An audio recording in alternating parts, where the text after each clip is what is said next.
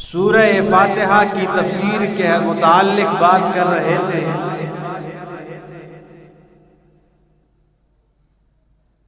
آج یہ تیسرا جمعہ بھی انشاءاللہ العظیم سورہ فاتحہ کی کچھ تفسیر آپ کے سامنے بیان کروں گا۔ اللہ رب العزت سے دعا ہے کہ اللہ حق سچ کہنے صحیح طرح سمجھا سکنے کی توفیق نصیب فرمائے، اور اس کے بعد مجھے اور آپ سب کو عمل کرنے کی توفیق عطا فرمائے۔ پہلے اس کے فضائل کمالات آپ نے سنے، اس کے بعد تعوذ اور تسمیہ کے فضائل اور کمالات آپ نے سنے، اور سورہ فاتحہ کا آسان ترین خلاصہ آپ سن چکے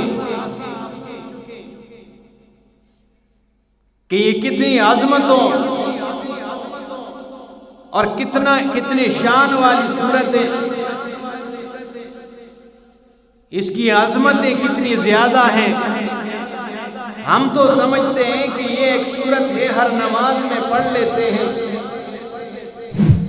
لیکن اس میں اگر غور و فکر کریں تو عقیدے کی درستگی آپ ذرا دیکھیں، اس میں روحانی اور جسمانی علاج آپ ذرا دیکھیں، اور اللہ کے رسول صلی اللہ تعالی علیہ وسلم نے فرمایا کہ الفاتحۃ شفاء لکل داء، کہ سورہ فاتحہ ہر بیماری کا علاج ہے۔ اور علامہ ابن قیم رحمہ اللہ فرماتے ہیں کہ جس جگہ پر درد ہو جائیں، تکلیف ہو جائیں، تو ہاتھ رکھ کے 7 مرتبہ سورہ فاتحہ پڑھیں، وہ درد ٹھیک ہو جائے۔ یہ اتنی عظمتوں والی، یہ روحانی اور جسمانی، یہ عقائد کی درست کرنے والی صورت ہے، اور یہ جسمانی لحاظ سے بھی یہ دوا ہے، شفا ہے۔ تو آئیے دیکھتے ہیں کہ اس کی تفصیل کیا ہے۔ یہ 7 آیتیں تو ہیں، لیکن اس میں ہے کیا؟ ویسے ہی تو علماء نے نہیں لکھا کہ اس میں علامہ ابن کثیر رحمہ اللہ، امام ابن تیمیہ رحمہ اللہ، وہ فرماتے ہیں اس میں 10,000 احکام ہیں، اور احکام لکھ کے بتائیں پھر بھی کہتے ہیں یہ ہمارے علم نہیں۔ تو فرمایا بسم اللہ الرحمن الرحیم، شروع کرتا ہوں میں اللہ کے نام سے جو بڑا مہربان نہایت رحم والا ہے۔ ساری تفصیل میں کر چکا ہوں گزشتہ جو۔ الحمدللہ، تمام تعریفیں اللہ کے لیے۔ علماء کرام مانا کرتے ہیں کہ تمام تعریفیں اللہ کے لیے کیسے ہیں، جبکہ تعریفیں تو دنیا میں بھی لوگوں کی جاتی ہیں۔ تو علماء کرام مفسرین جواب دیتے ہیں کہ دنیا میں اگر نبی کی تعریف کی جاتی ہے تو نبیوں کو بھی کمالات دینے والا اللہ ہے۔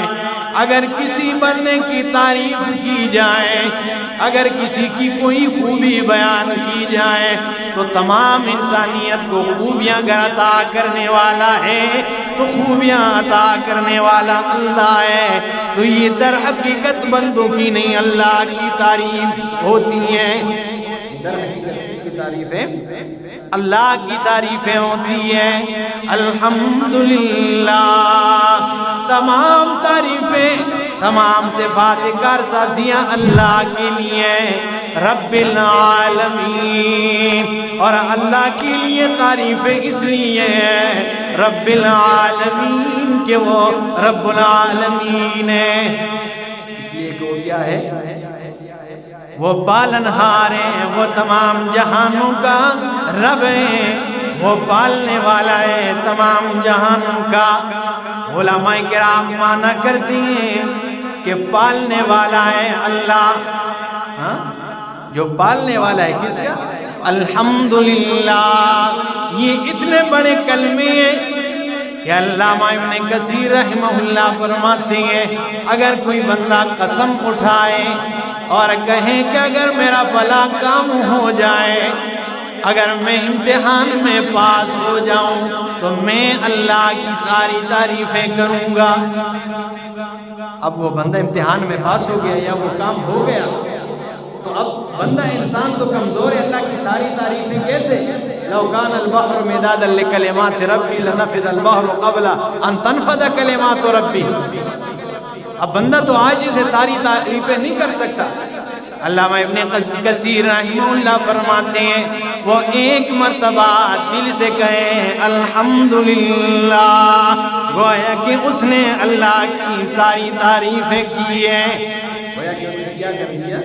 ساری تعریفیں کی ہیں۔ تو تمام تعریفیں اللہ کے لیے رب العالمین، اس لیے کہ وہ رب العالمین ہے، رب العالمین ہے۔ الحمدللہ، اللہ کا نام ذکر کیا ہے، اور یہ اللہ کا ذاتی نام ہے۔ میں نے آپ کو پہلے کہا تھا کہ یہ دعویٰ ہے، یہ اللہ کا ذاتی نام ہے، اور محمد اللہ کے رسول کا ذاتی نام ہے۔ اللہ، یہ اللہ کا ذاتی نام ہے، اور محمد رسول اللہ صلی اللہ علیہ وسلم کا ذاتی نام ہے۔ اللہ فرماتے ہیں ان میں کمال دیکھیے، جوڑ دیکھیے، لفظ اللہ پر بھی کوئی نقطہ نہیں ہے، لفظ محمد پر بھی کوئی نقطہ نہیں ہے، یعنی اللہ فرماتے ہیں میرے بندو جیسا میرے ذات میں کوئی نقطہ نہیں ہے اسی طرح میرے محبوب کی ذات میں کوئی نقطہ نہیں، ٹھیک ہے، اسی طرح میرے محبوب کی ذات میں بھی کوئی نقطہ نہیں ہے۔ اور آپ دیکھیے لفظ اللہ، یہ اللہ کا ذاتی نام ہے، اور اس کی ابتدا سے اگر الف کو ہٹا دیا جائے تو معنی بگڑتا نہیں ہے، اگر الف کو ہٹائیں تو للہ رہ جاتا ہے۔ اور قرآن میں اللہ فرماتے ہیں للہ ملک السماوات والارض، آسمان و زمین کی بادشاہی اللہ کے لیے ہے، اور اگر یہ لام کو ہٹا لیا جائے تو لہو رہ جاتا ہے، پھر بھی معنی بگڑتا نہیں ہے۔ اور اب قرآن کہتا ہے لہو ما فی السماوات والارض، اسی کے لیے ہے جو کچھ آسمان و زمین میں، جو آسمان و زمین کے بیچ میں ہے، جو اس کے یہ سب کچھ کس کے لیے ہے؟ اللہ کے لیے ہے۔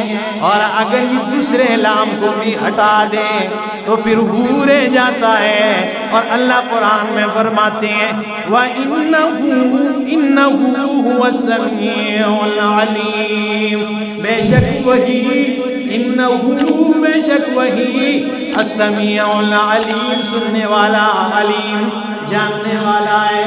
تو کسی صورت بھی معنی بگڑتا نہیں ہے۔ اور بالکل اسی طرح لفظ محمد کو آپ دیکھیے، اگر اس کے ابتدا سے میم کو ہٹا دے تو حمد رہ جاتا ہے، اور محمد کا معنی ہے جس کی تعریف کی گئی ہو، اگر میم کو ہٹا دے تو حمد رہ جاتا ہے، اور حمد کا معنی ہوتا ہے تعریفیں کرنا۔ تو محمد صلی اللہ تعالی علیہ وسلم کو بھی محمد اس لیے کہتے ہیں کہ ان کی تعریف کی گئی ہے، اور اگر میم ہٹا کے حمد رہ جائے تو محمد رسول اللہ بھی اللہ کی تعریف کرتے ہیں۔ ان سے بڑھ کر اللہ کی تعریف کون کر سکتا ہے؟ اور اگر ہا کو بھی ہٹا دیں تو مد رہ جاتا ہے، اور پھر اس کا معنی بھی بگڑتا نہیں ہے، مد کا معنی کھینچنا ہوتا ہے۔ تو محمد الرسول اللہ صلی اللہ تعالی علیہ وسلم بھی لوگوں کو شرک سے کھینچ کے اللہ کی توحید کی طرف لاتے، لوگوں کو اللہ کی توحید کی طرف کھینچتے۔ اور اگر یہ میم کو بھی ہٹا دیں تو دال رہ جاتا ہے، معنی پھر بھی بگڑتا نہیں ہے۔ الدال یدل علی الخیر، دال تو ہمیشہ خیر پہ دلالت کرتی ہے۔ تو کسی صورت بھی معنی بگڑتا نہیں. فرمایا الحمدللہ، تمام تعریفیں اللہ کے لیے، رب العالمین، جو پالنہار ہے تمام جہانوں کا. رب العالمین، اب معنی سنیں، یہ علماء مفسرین معنی کرتے ہیں رب العالمین جو پالنے والا ہے جہانوں کا، یعنی جہانوں کو پالنے والا وہ اللہ ہے. لیکن عرب علماء معنی کرتی ہیں، وہ فرماتے ہیں انشاء الشیء حالا فحالا الی حد الکمال. رب اس کو کہتے ہیں جو ہر ایک کی ضرورتیں پوری کرتے کرتے حد کمال تک پہنچا دے. ہر ایک کی کیا کریں؟ ضرورتیں پوری کرتے کرتے اسے حد کمال تک پہنچا دیں. اور ضرورتیں کس طرح؟ آپ دیکھیے کہ جب بچہ ماں کے پیٹ میں ہوتا ہے تو ماں کے پیٹ میں اسے ناف کے ذریعے رزق دی جاتی ہے، اسے خوراک ملتی ہے ماں کے پیٹ کے اندر ناف کے ذریعے. اور جب بچہ ماں کے پیٹ سے نکل آئے، یعنی بچہ پیدا ہو جائے، ولادت ہو جائے، تو وہ ناف دائی اماں کاٹ دیتی ہے اور وہ بچہ بلبلانے لگتا ہے کہ اللہ، وہ بدزبان حال یہ کہہ رہا ہوتا ہے کہ اللہ تو نے ماں کے پیٹ میں ایک راستہ دیا تھا، اب دائی اماں نے پیدائش کے بعد آ کے وہ ناف کاٹ کے رکھ دیا ہے، اب وہ راستہ تو بند ہو گیا. اللہ فرماتے ہو میرے بندے، دائی اماں نے آگے اگر ایک راستہ تیرے رزق کا کاٹ دیا ہے تو میں نے، اللہ نے تیری ماں کی چھاتی سے تیرے یہ 2 راستے لگا دیے، دودھ کے 2 چشمے جاری کر دیے. اب جب 2 سال گزر جائیں اور وہ بچہ ماں دودھ چھڑا لیتی ہے، بچے کو دور کر دیتی ہے، تو وہ بچہ کہتا ہے اللہ ایک راستے کو دائی اماں نے کاٹ کے رکھ دیا اور تو نے 2 راستے کون دیے تھے؟ اے اللہ تو وہ 2 سال 2.5 سال کے بعد وہ 2 راستے بھی بند ہو گئے ہیں، اب کیا ہوگا؟ اللہ فرماتے ہیں میرے بندے پریشان ہونے کی ضرورت نہیں ہے، میں اب بھی وہی رب ہوں. اگر 2 راستے بند کر دیے تو میرا بندہ، قرآن میں اللہ فرماتے ہیں وَأَنزَلْنَا مِنَ السَّمَاءِ مَاءً، آسمان سے پانی برسایا ہے اور اس پانی کے ذریعے زمین میں گندم اگا دیے. پانی کی نعمت اللہ نے دیے، ایک راستہ گندم اگائے، 2 راستے اس کے ذریعے میوے زمین سے نکال دیے، 3 راستے ہو گئے ہیں. اور وَإِنَّ لَكُمْ فِي الْأَنْعَامِ لَعِبْرَةً نُسْقِيكُم مِّمَّا فِي بُطُونِهِ مِن بَيْنِ فَرْثٍ وَدَمٍ لَبَنًا خَالِصًا سَائِغًا لِّلشَّارِبِينَ. اللہ فرماتے ہیں میرا بندہ پریشان نہ ہو، اگر 2 راستے بند کر دیے تو میں نے تیرے لیے 4 راستے 2 کے بجائے کھول کے رکھ دیے. 4 راستے میں نے کھول دیے، اب کھاتا جا اور پیتا جا اور زبان سے کہتا جا الحمدللہ. ٹھیک ہے، زبان سے یہ جملہ کہہ دے. اگر آپ کھانا کھائیں ہر حالت میں الحمدللہ کہنا چاہیے. اگر کھانا آپ کھا لیں الحمدللہ نہ کہیں تو ایک ذرے کا حساب کیا جائے گا.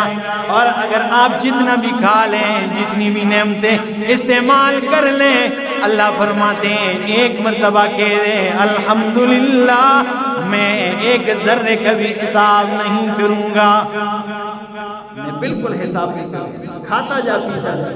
تو 4 راستے اللہ نے کھول کے رکھ دیے. اب جب 4 راستے کھل گئے، اب یہ بندہ نوجوان ہو گیا ہے، اب بڑھاپا آ گیا ہے، کیونکہ انسان پہ 2 حالتیں آتی ہیں. ایک حالت جب بچہ ہوتا ہے اور پھر یہ 4 پاؤں پہ چلتا ہے، 2 ہاتھ لگاتا ہے، 2 اس کے پاؤں استعمال ہوتے ہیں. اور جب تھوڑا بڑا ہو جائے پھر 3 ہو جاتے ہیں، دیوار چارپائی پکڑ کے یا کسی کا ہاتھ پکڑ کے چلتا ہے. اور پھر جب جوان ہو جائے دو پہ آ جاتا ہے، یعنی کڑیل جوانی میں دو پاؤں پہ چلتا ہے، اس کے بعد بڑھاپا آ جاتا ہے تو پھر لاٹھی ہاتھ میں لے لیتا ہے، جب لاٹھی لے یہ تین ہو گیا، پھر نہ وہی دوبارہ، اور جب لاٹھی پر چلنے سے بھی جب گر جائیں، جب زیادہ بڑھاپا آ جائے تو پھر چار پاؤں استعمال کرتا ہے، یعنی ہاتھ بھی لگا کر چلتا ہے، پاؤں بھی استعمال میں ہوتے، پھر اس طرح چلتا ہے نا، اٹھ نہیں سکتا۔ اب بڑھاپا آ گیا ہے، جوانی کو غنیمت جانو میرے نوجوان دوستوں، اس لیے تو کہتے ہیں در جوانی توبہ کردن شیوائے پیغمبری، وقت پیری گرگ ظالم میں شوت پرہیزگار۔ وہ جوانی میں توبہ کرنا یہ تو نبیوں کا شیوا ہے، اور بڑھاپے میں تو ظالم بھیڑیاں بھی نیک بن جاتا ہے، ٹھیک ہے، بڑھاپے میں تو ظالم بھیڑیا بھی کیا بن جاتا ہے، نیک بن جاتا ہے۔ اس لیے بڑھاپا آ گیا، اب یہ مرنے کے قریب ہو گیا، اب مر گیا، موت آ گئی ہے، اب یہ بندہ بدبان حال کہہ رہا ہے کہ اللہ تو نے مجھے ماں کے پیٹ میں ایک راستہ دیا، وہ ایک راستہ بند کر دیا رزق کا، اے اللہ تو نے دو راستے کھول دیے، اب وہ دو راستے بھی ختم کر دیے، اس کے بعد میرے لیے چار راستے تو نے کھول کے رکھ دیے، اے اللہ آج موت نے آ کے وہ چار راستے بھی بند کر دیے ہیں۔ اللہ فرماتے ہیں میرا بندہ پریشان ہونے کی ضرورت نہیں ہے، میں اب بھی وہی رب العالمین ہوں، میں اب بھی وہ تیرا پالن ہار ہوں۔ اگر یہ جو زندگی میں نے دی ہے 60-70 سال، اگر یہ زندگی میرے احکامات اور میرے محمد رسول اللہ کے احکامات کے تحت گزاری ہے، تو اگر تیرے لیے چار راستے بند ہو گئے ہیں تو میں اللہ نے تیرے لیے جنت کے 8 دروازے کھول دیے۔ یہ اللہ نے کیا کر دیا؟ تیرے لیے 8 دروازے کھول کے رکھ دیے، میں اب بھی رب ہوں۔ تو فرمایا الحمدللہ، تمام تعریفیں اللہ کے لیے، رب العالمین، جو پالنے والا ہے، جہانوں کا پالن ہار ہے، سبحان اللہ، ٹھیک ہے، اس لیے اس کے لیے تعریفیں ساری ہیں کہ جو پالنے والا ہے، جو جہانوں کا پالن ہار ہے۔ اور اگر آپ دیکھیے تو پورا قرآن کریم یہ صرف رب ہی کی پہچان ہے پورے قرآن میں۔ اور آپ دیکھیے قرآن آنے سے پہلے بھی عالم ارواح میں اللہ نے سارے نبیوں کو جمع کیا، اور سارے انبیاء کرام سے اللہ فرماتے ہیں الستُ بربکم، آیا میں تمہارا رب ہوں کہ نہیں؟ سارے انبیاء کرام نے ایک زبانوں کے جواب دیا، قالوا بلا، اے اللہ کیوں نہیں، تو ہی ہمارا رب ہے، تو ہی ہمارا پالن ہار ہے۔ اور جب آدم علیہ السلام دنیا میں آتے ہیں تو پہلی وہی جب آتی ہے، جو پہلی دعا مانگتے ہیں، پہلی معافی مانگتے ہیں تو کیا کہتے ہیں؟ ربنا ظلمنا انفسنا وَإِن لَّمْ تَغْفِرْ لَنَا وَتَرْحَمْنَا لَنَكُونَنَّ مِنَ الْخَاسِرِينَ۔ سب سے پہلے کہتے ہیں ربنا، اے ہمارے پالنہار رب۔ اور اس کے بعد آپ دیکھیے اللہ کے رسول کو جب پہلی وحی دی جاتی ہے، جب پہلی وحی آتی ہے تو کیا کہتے ہیں؟ اقرا بسم ربک الذی خلق، میرے پیغمبر پڑھ کس کے نام سے؟ اپنے رب کے نام سے، خلق جس نے تجھ جیسے حسین امام الانبیاء کو پیدا کیا ہے، اور رب کے نام سے۔ اور پھر قرآن کی ابتدا ہوتی ہے، جب لکھنے کی باری آتی ہے تو اللہ فرماتے ہیں الحمدللہ رب العالمین، وہاں پر بھی رب ہی کی پہچان کرائی جا رہی ہے۔ اور جب قرآن کے آخر پہ آپ نظر ڈالیں تو اللہ فرماتے ہیں قل اعوذ برب الناس، اور آپ نماز پڑھتے ہیں کہتے ہیں سبحان ربی الاعلی سبحان ربی العظیم، اور آخر میں جا کے نماز جب ختم کرتے ہیں تو دعا مانگتے ہیں ربنا آتنا فی الدنیا حسنہ وفی الآخرۃ حسنہ وقنا عذاب النار۔ اور جب مر جائے گا تو قبر میں بھی پہلا سوال یہی ہوگا مر ربک، تیرا رب کون ہے؟ تو قرآن تو سارا کا سارا آپ دیکھیے تو رب ہی کی پہچان ہے، یہ رب کی پہچان ہے، لیکن ہم نے کیا کیا ہے؟ کیا کرتے ہیں؟ تو فرمایا الحمدللہ، تمام تعریفیں اللہ کے لیے، اس لیے کہ وہ رب العالمین ہے۔ آگے فرمایا رب العالمین، یہ عالمین عالم کی جمع ہے، عالم کی جمع ہے، ایک عالم ہوتا ہے ایک عالم ہے، عالم جہان، اور عالم علم رکھنے والا، جاننے والا کسی چیز کے متعلق، ٹھیک ہے؟ تو ایک عالم ہے ایک عالم ہے۔ اللہ فرماتے ہیں العالمین، رب وہ مربی ہے پالن ہار ہے، العالمین تمام جہانوں کا۔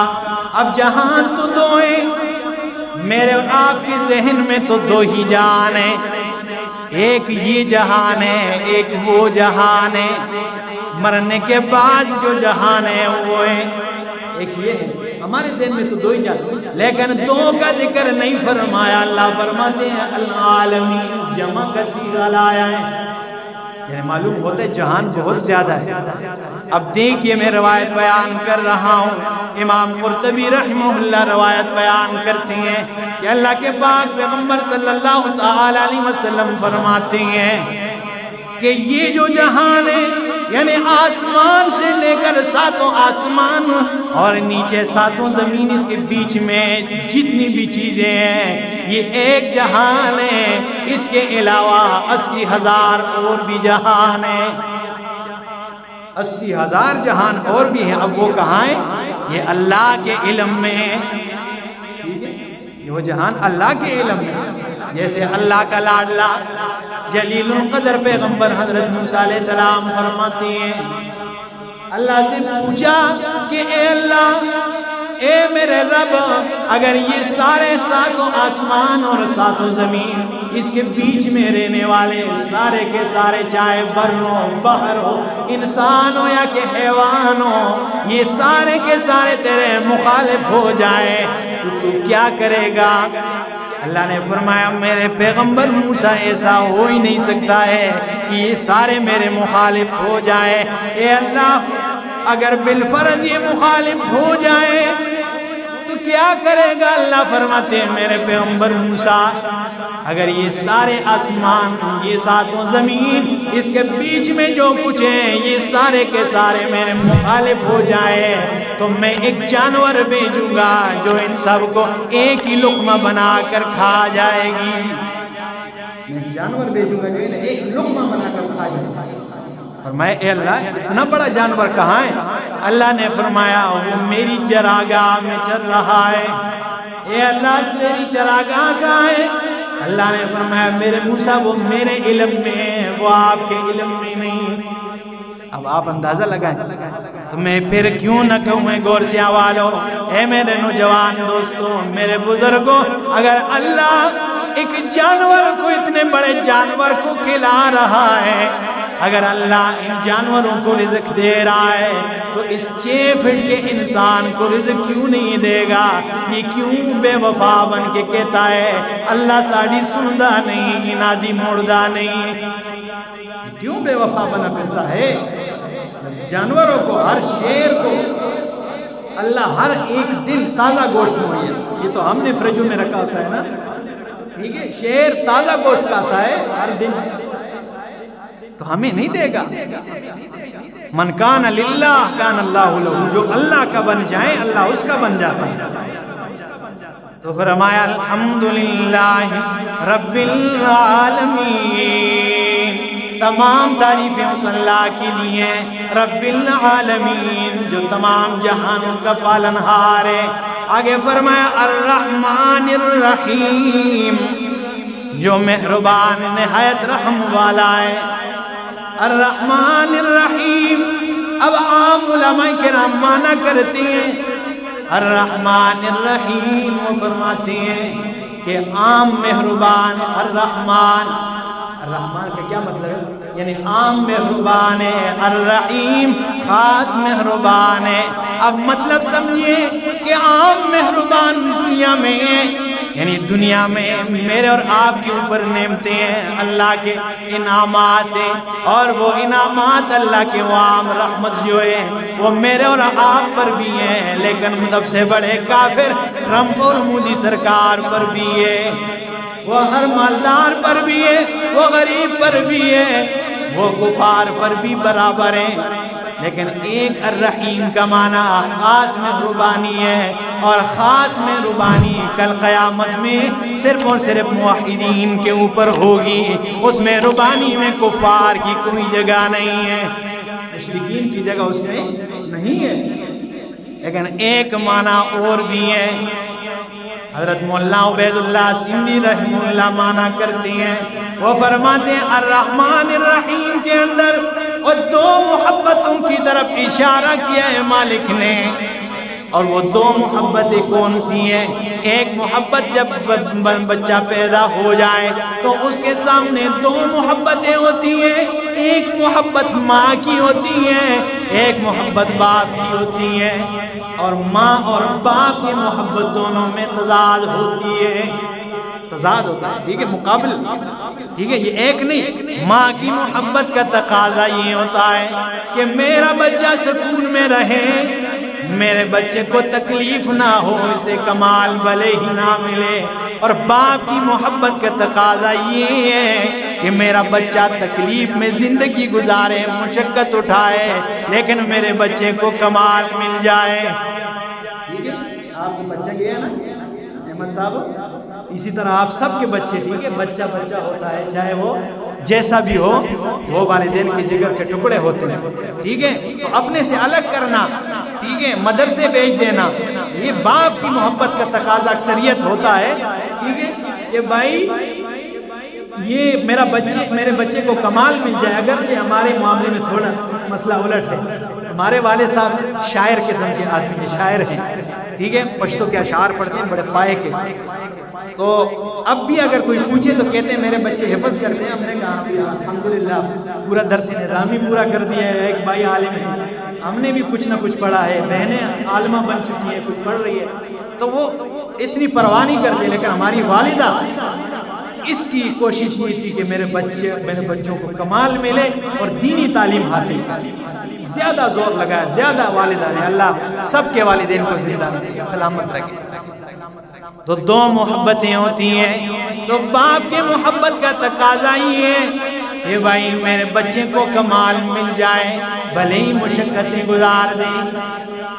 تو عبید اللہ سندھی رحمہ اللہ فرماتے ہیں اللہ نے فرمایا الرحمن الرحیم، الرحمن مہربانی کی دنیا میں ماں باپ والی محبت دوں گا، اور باپ والی محبت ہی ہے کہ بھائی چاہے بارش ہو، سردی ہو، چاہے ہوائیں چل رہی ہوں، چاہے پانی ٹھنڈا ہی کیوں نہ ہو، آپ نے بالکل وضو کر کے نماز کے لیے جانا ہے، آپ کو نماز کی چھٹی نہیں دی جائے گی، اور جب تم مر جائے گا میری توحید پر اور میری وحدانیت کے اوپر تجھے موت آ جائے گی، تو کل قیامت میں ماں والی محبت دوں گا، اور میں تجھے اعلان کر دوں گا میرے بندے اب تو نے کرنا کچھ بھی نہیں ہے، صرف مزے اڑانے ہیں، اب تو نے آرام سے بیٹھ کر کیا کرنا ہے، مزے اڑانے ہیں تمہیں، ٹھیک ہے۔ تو الرحمن الرحیم، اور الرحمن الرحیم اتنا زیادہ ہے کہ قارون نے موسیٰ علیہ السلام کو بد دعا دی، موسیٰ علیہ السلام پہ الزام لگایا۔ قارون نے کیا کیا؟ موسیٰ علیہ السلام پہ الزام لگایا، تو موسیٰ علیہ السلام نے ہاتھ اٹھایا اور بد دعا کی، وہ زمین کے اندر دس گیا، جب یہاں تک آیا گھٹنوں تک، تو کہنے لگا اے موسیٰ غلطی ہوئی ہے، مجھے معاف کر دینا، میں آئندہ ایسا نہیں کروں گا، مجھے ایک بار معافی مل جائے۔ موسیٰ علیہ السلام نے فرمایا اللہ اسے اور دنسا دے، وہ اور نیچے گیا، پھر کہا ہے موسیٰ اور غلطی ہوئی ہے، موسیٰ علیہ السلام نے فرمایا اللہ اسے اور دنسا دے، وہ یہاں گردن تک آ گیا، تیسری مرتبہ کہا موسیٰ مجھے معاف کر دے، معافی مانگتے مانگتے زمین کے اندر دس گیا، زمین اوپر سے بند ہو گئی ہے۔ اللہ نے فرمایا اے میرے پیغمبر موسیٰ وہ تو تباہ و برباد ہو گیا ہے، وہ تو زمین میں دھس گیا ہے، کتنی بار تجھ سے معافی مانگ گیا ہے اور تو نے معاف نہیں کیا، حالانکہ ایک ہی تجھ پہ الزام لگائے، ساری زندگی میری نافرمانیاں کرتا رہا ہے، ساری زندگی مجھ سے بے وفائیاں کرتا رہا ہے، لیکن میں اللہ یہ اعلان کرتا ہوں اگر یہ میرا بندہ ایک بھی مرتبہ میری طرف چہرہ کر کے کہہ دیتا اے اللہ میری توبہ ہے، میں اس کے سارے گناہوں کو معاف کر دیتا، اگر ایک بار بھی کہہ دیتا کہ اللہ میری توبہ ہے میں سارے گناہ معاف کر دیتا، تو نے معاف نہیں کیا۔ تو فرمایا الرحمن الرحیم، وہ بڑا ہی مہربان نہایت رحم کرنے والا ہے، مالک یوم الدین، وہ ذات مالک یوم الدین جو مالک روز جزا ہے، جو قیامت کے دن کا مالک ہے۔ اب یہاں پہ اللہ نے مالک یوم الدین فرمایا ہے، یہاں حاکم یوم الدین نہیں فرمایا ہے، یہاں اللہ نے قاضی یوم الدین نہیں فرمایا ہے، وہ مالک یوم الدین اس لیے فرمایا ہے کہ دنیا میں آپ دیکھتے ہیں حاکم ہوتے ہیں، قاضی ہوتے ہیں، لیکن وہ بھی کوئی قانون کے پابند ہوتے ہیں، اور مالک وہ ہوتا ہے جو قانون کے پابند نہ ہو، جس طرح اللہ کسی قانون کا پابند نہیں ہے، ہاں ہر چیز دیتا ہے، ایک قانون کے دائرے میں دیتا ہے، لیکن کبھی کبھی قانون توڑ کر بھی عطا کرتا ہے، جیسے قانون تو اللہ کا ہی ہے کہ لڑکی اور لڑکے کی شادی ہو جائے، وہ دونوں آپس میں مل جائیں، ان سے اللہ اولاد دیتے ہیں، لیکن اللہ نے یہ قانون توڑ کے رکھ دیا اور مائی مریم کو موسیٰ علیہ السلام عیسیٰ علیہ السلام عطا کر دیا، بغیر باپ کے عطا کیا۔ اب قانون تو یہ ہے کہ بندہ مانگے، محنت کرے، مشقت کرے، مزدوری کرے، اللہ رزق دیتا ہے، لیکن اللہ نے یہ قانون توڑ کے رکھ دیا ہے اور مائی مریم کو بند کمرے میں بے موسم پل عطا کر دیے، بند کمرے میں بے موسم پل عطا کر دیے۔ تو مالک یوم الدین اس لیے فرمایا، حاکم اس لیے نہیں فرمایا، قاضی اس لیے نہیں فرمایا کہ حاکم اور قاضی قانون کے پابند ہوتے ہیں، وہ کسی قانون کا پابند نہیں ہے، مالک یوم الدین، اور یوم الدین فرمایا ہے، یوم الاخرہ نہیں فرمایا ہے، یوم القیامہ نہیں فرمایا ہے، یوم الاخرہ اس لیے نہیں فرمایا کہ یوم الدین، اس دین کے کئی معنی ہوتے ہیں، ایک معنی اس دین کا ہے خالص اللہ کی عبادت کی جائے، دین کا کیا معنی ہے؟ خالص اللہ کو پکارنا، اور قرآن میں اللہ فرماتے ہیں فَادْعُوا اللَّهَ مُخْلِصِينَ لَهُ الدِّينَ، اللہ کو پکارو مخلصین لہ الدین، اسی کے لیے پکار کو خاص کر جاؤ، خاص اللہ ہی کو پکارو، کیا کرو؟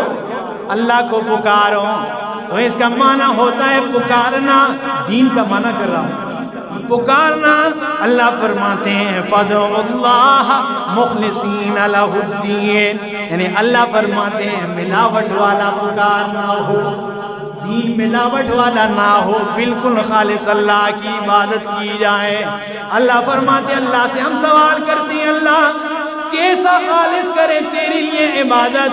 اللہ فرماتے ہیں ان لکم فی الانعام لعبرہ نسقیکم مما فی بطونہ من بین فرث ودم لبنا خالصا سائغا للشاربین۔ وہ تیرا جانور کوئی کالے رنگ کا ہے، کوئی سفید رنگ کا ہے، کوئی گندمی رنگ کی گائے ہوتی ہے، اور وہ چارہ تو اس کے سامنے چارہ ڈالتا ہے اور اس کے پیٹ کے اندر گندگیاں ہیں، ایک تو خون کی سرخی ہے، ایک طرف گوبر کی بدبو ہے، لیکن گوبر اور خون کے درمیان میں سے تو جب برتن رکھتا ہے تو سائغا لبنا خالصا سائغا للشاربین، میں تجھے صاف ستھرا دودھ عطا کر دیتا ہوں، نہ اس میں خون کی سرخی ملانے دیتا ہوں، نہ اس میں گوبر کی بدبو کو ملانے دیتا ہوں۔ تو جیسے میں تیرے برتن میں میرا بندہ گندی چیز نہیں ڈالنے کو تیار ہوں، تو بھی مجھے پکار، اور تو پکار میں کسی چیز کی ملاوٹ نہ کرے۔ ہاں پکار بھی پھر کیا ہو، ملاوٹ والی نہ ہو، بالکل خالص اللہ کی پکار۔ اور آگے فرمایا دین کے معانی اور بھی ہیں، دین کا معنی مذہب بھی ہے، یہ مذہب کو بھی کہا جاتا ہے۔ جیسے اللہ نے فرمایا الیوم اکملت لکم دینکم واتممت علیکم نعمتی ورضیت لکم الاسلام دینا، آج کے دن میں نے تمہارے دین کو مکمل کر دیا ہے اور میں نے تمہارے اوپر اپنی نعمت تام کر دی ہے، ورضیت لکم الاسلام دینا، اور میں نے دینی اسلام کو تمہارے لیے پسند کر لیا ہے۔ دین مذہب کو بھی کیا کہا جاتا ہے، دین کہا جاتا ہے، اور دین کا معنی انصاف بھی ہے، یہ انصاف کو بھی کہا جاتا ہے۔ جیسے عرب والے کہتے ہیں کما تدین تدانو، جیسا کرو گے ویسا ہی بھرو گے۔ ہم بھی کہتے ہیں نا بھائی جیسا کرو گے ویسا ہی کرو گے، ہاں جیسا کرے غبرے بھی پشت میں ہم کہتے ہیں، ٹھیک ہے، جو آپ نے بویا ہے وہی تو آپ نے کاٹنا ہے۔ تو مالک یوم الدین، دین کا معنی انصاف بھی ہے۔ اب معنی کرتے ہیں مالک یوم الدین، اللہ اس دن کا مالک ہے۔ وہ دن کون سا ہے؟ جس دن میں جس نے جو بھی عمل کیا ہے ہر ایک عمل کا پورا پورا بدلہ وہ پا لے گا۔ جس نے جو کیا ہے، اچھا کیا ہے اچھا، برا کیا ہے تو برا، اس دن کا اللہ مالک ہے۔ مالک یوم الدین، جو مالک روز جزا کا، مالک یوم الدین۔ اب سوال پیدا ہو رہا ہے یہ اللہ تو ہر دن کا مالک ہے، صرف قیامت کے دن کا ذکر کیوں فرمایا ہے؟ ٹھیک ہے، آپ کے ذہن میں بھی سوال پیدا ہوا کہ صرف قیامت کا ذکر، ابھی ان دنوں کا مالک اللہ نہیں؟ اللہ فرماتے ہیں میں نے قیامت کا ذکر اس لیے کیا ہے کہ واقعی سارے دنوں کا، پورے زمانے کا، ساری کائنات کا مالک میں ہوں، لیکن دنیا میں آپ دیکھتے ہیں کہ دنیا میں حقیقی تو نہیں لیکن دعوے دار ہوتے ہیں۔ دعوے دار کہتے ہیں آج میرا اقتدار ہے، آج میں جیت چکا ہوں، آج میری حکومت آ گئی ہے، لیکن ایک دن آنے والا ہے قیامت کا دن، اور وہ دن وہ ہے جس میں نہ کوئی دعوے دار ہوگا نہ کوئی حقیقی ہوگا، اور اگر مالک ہوگا تو صرف اور صرف پروردگار مالک ہوگا۔ ہاں اس دن کوئی نہ دعوے دار ہوگا نہ کوئی حقیقی مالک ہوگا، صرف اور صرف اللہ ہوگا۔ ہاں پوچھے گا لمن الملک اليوم للہ الواحد القہار، کون ہے آج کے دن کی بادشاہت کس کے لیے؟ اللہ کے لیے۔ تو فرمایا مالک یوم الدین، اور اس دن کا مالک ہے وہ اتنی سختی والی، وہ اتنی زیادہ سختی ہوگی اور اتنی زیادہ ہولناکی ہوگی کہ قرآن کہتا ہے، اللہ نے فرمایا ان زلزلۃ الساعۃ شیء عظیم، بے شک لوگوں قیامت کا زلزلہ بہت بڑی چیز ہے۔ یوم تذہل کل مرضعۃ عما ارضعت، اتنی گھبراہٹ ہوگی، اتنی زیادہ سختی ہوگی کہ ماں دودھ پلاتے بچے کو اپنے سے الگ کر جائے گی، ماں اپنے بچے کو سینے سے الگ نہیں ہونے دیتی ہے، لیکن قیامت کی ہولناکی اتنی زیادہ ہوگی کہ مائیں اپنے بچے کو بیکار چھوڑ جائے گی۔ قرآن میں دوسرے مقام پہ سورہ کویرات میں کیا فرمایا؟ اذا الشمس کویرت واذا النجوم انکدرت، جب سورج بے نور ہو جائے، جب ستارے گر کر گدلے ہو جائیں گے، میلے ہو جائیں گے، اور جب واذا الجبال سیرت، جب پہاڑوں کو چلایا جائے گا۔ دوسرے مقام پہ فرمایا وَتَكُونُ الْجِبَالُ كَالْعِهْنِ الْمَنْفُوشِ، تو دیکھے گا کہ یہ پہاڑ یہ روئی کے ذرات کی طرح اڑ جائیں گے، جیسے مانجنے والا روئی کی منجائی کرتا ہے مشین میں۔ تو روئی کے ذرات اڑتے ہیں، گالیں اڑتی ہیں، یہ پہاڑ ایسے ریت کی طرح ہو جائیں گے، سرابن، ایک مقام پہ سراب ریت بن جائیں گے۔ اور ایک مقام پہ فرمایا کہ قیامت کی سختی اتنی زیادہ ہوگی، وَإِذَا الْعِشَارُ عُطِّلَتْ، جب 10 ماہ کی گاون اونٹنی کو بیکار چھوڑ جائیں گے، یعنی جانور جب 9-10 ماہ کا گاون ہوتا ہے تو زمیندار کی توجہ کا مرکز ہی وہ جانور ہوا کرتا ہے کہ کب بچہ پیدا ہو جائے، ضائع نہ ہو جائے۔ لیکن اتنی سختی اور ہولناکی ہوگی کہ قیامت والے دن لوگ اپنی 10 ماہ کی گاون اونٹنی کو بھی بیکار چھوڑ جائیں گے۔ اونٹنی کا ذکر اس لیے فرمایا کہ عرب میں یہ سب سے زیادہ محبوب مال سمجھا جاتا تھا، اور پھر جب 9-10 ماہ کا گاون ہو، اور آگے فرمایا وَإِذَا الْمَوْءُودَةُ سُئِلَتْ، اور جب زندہ درگور کی جانے والی بچی سے سوال ہوگا بِأَيِّ ذَنبٍ قُتِلَتْ، کس گناہ کے پاداش میں تجھے قتل کیا ہے۔ یہ سارے جب سوالات شروع ہو جائیں، گھبراہٹ اتنی زیادہ ہوگی، اللہ فرماتے ہیں قرآن میں یوم یجعل الولدان شیبا، وہ اتنی زیادہ ہولناکی اور خوفداری ہو جائے گا، یوم یجعل الولدان شیبا، کہ اس دن کی ہولناکی کی وجہ سے جوان بوڑھے ہو جائیں گے۔ جیسے کہتے ہیں نا بھائی بال سفید ہو جائیں گے، آپ پوچھتے ہیں بھائی بال تو سفید ہو کے، کہتے ہیں یار تکلیفیں اتنی زیادہ دیتی ہیں، ویسے بوڑھا ہوں نہیں لیکن تکالیف اور پریشانیوں کی وجہ سے بال سفید ہو گئے، پریشانی اتنی زیادہ ہوگی کہ بال ایک دم سفید ہو جائیں گے۔ یوم یجعل الولدان شیبا، آپ دیکھیں کہ لوگ نشے کی حالت میں پھر رہے ہیں، لیکن اللہ فرماتے ہیں وما ہم بسکارا، وہ نشے کی حالت میں نہیں ہوں گے، ولکن عذاب اللہ شدید، لیکن اللہ کا عذاب بہت سخت ہے۔ اللہ ہم سب کو بچائے۔ فرمایا مالک یوم الدین، الرحمن الرحیم ہے، مالک یوم الدین، جو مالک روز جزا کا۔ اللہ ہمیں بلا حساب کتاب پار کر دے ورنہ بہت مشکل ہو جائے۔